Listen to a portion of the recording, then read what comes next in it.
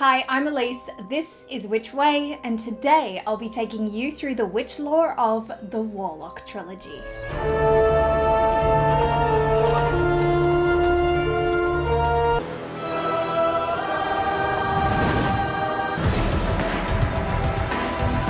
It all started in 1989 with the first film simply titled Warlock, starring Julian Sands as said Warlock, Richard E. Grant as Redfern, and Laurie Singer as Cassie.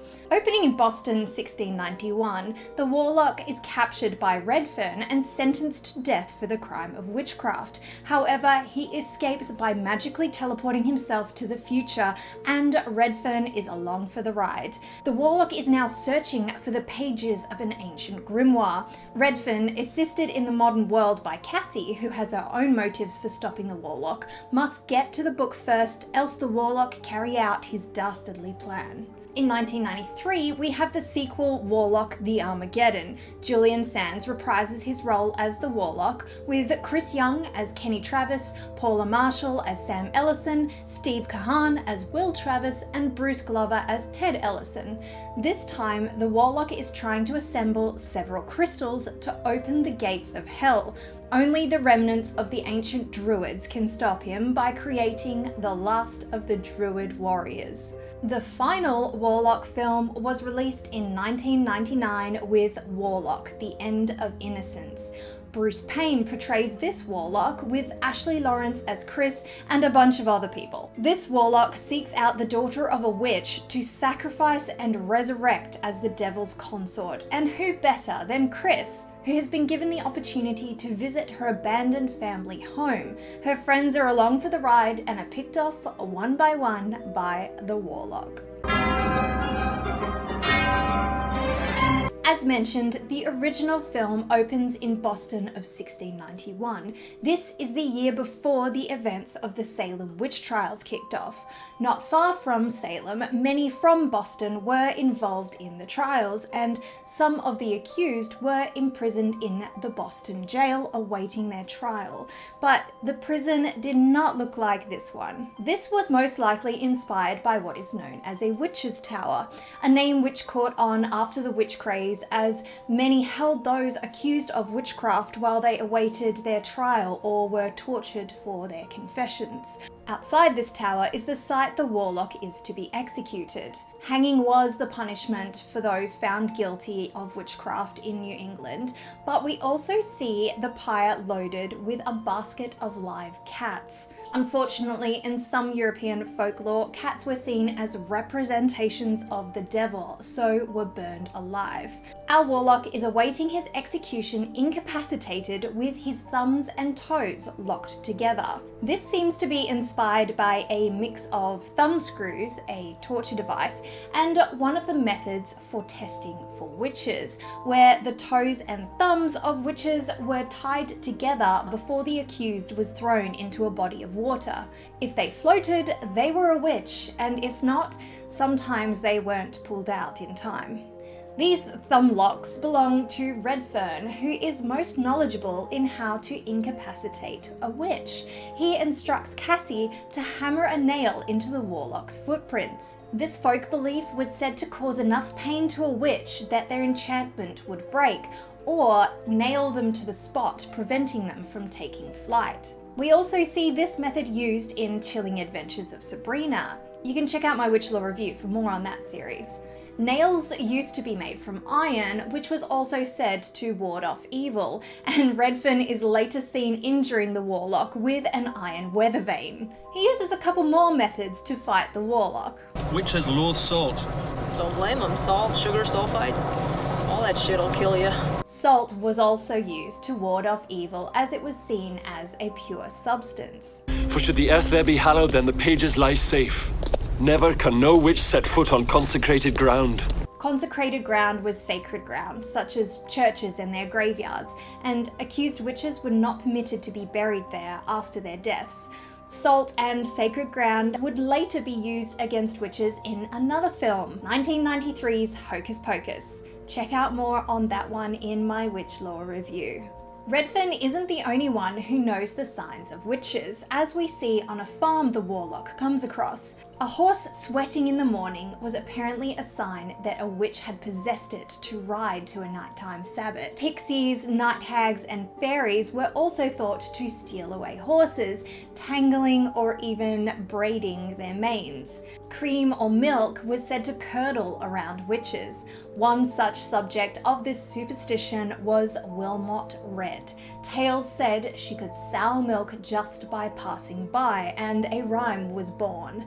Old Mammy Red of Marblehead, sweet milk could turn to mould in the churn. She was charged with witchcraft in 1687, but nothing came of these charges until 1692, when she wasn't so lucky and became one of the 20 victims of the Salem witch trials. The farmer, noting these changes, paints a pentagram on his barn. Known as hex signs, these marks are popular in Pennsylvania Dutch country. You can see different designs painted on barns and outbuildings as a form of Pennsylvania Dutch folk art.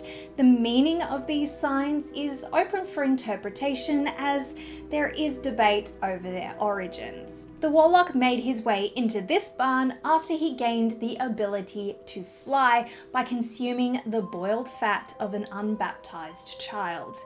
This, of course, is mentioned in the Malleus Maleficarum, stating that they take the unguent, which, as we have said, they make at the devil's instruction, from the limbs of children, particularly of those whom they have killed before baptism, and anoint with it a chair or a broomstick. Our Warlock doesn't need a broomstick, though these do get a mention in the film. Yeah? So where's your broomstick? Witches fly on broomsticks. Didn't you never see The Wizard of Oz? Cassie also references The Wizard of Oz while she and Redfern are heading to Boston. Maybe there's another witch afoot. Could be like Glinda, Good Witch of the West. This isn't the only pop culture reference she makes, as when she first meets Redfern, she refers to the sitcom Bewitched. Oh, you mean witch, not witch. Like Samantha Tabitha, witch. Cassie and Redfern are trying to get to the missing pages of an ancient indestructible grimoire before the Warlock does. Called by some the Book of Shadows, by others the Key of Solomon, and named by others still the Grand Grimoire. Aye, that's the one. Each of these names do come from different real-world books. A Book of Shadows is the name of some magical practitioners' journals. The most well-known copy of these is probably that of Gerald Gardner, who helped bring Wicca to the mainstream. The Key of Solomon and the Grand Grimoire both describe methods of conjuring and controlling demons, and we can actually see images from the Key of Solomon on some of the pages shown in the film. In the next film, we also see the Book of the Druids, which contains an image by Robert Flood, which I found in Agrippa's 3 Books of Occult Philosophy. These Druids were apparently imbued with powers from God. We're Druids, guardians.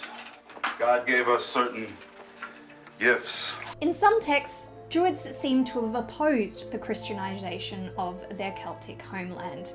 Apparently, the Druids did not write much down, so many of their practices have been lost to time, though have been revived during the neo-pagan movement.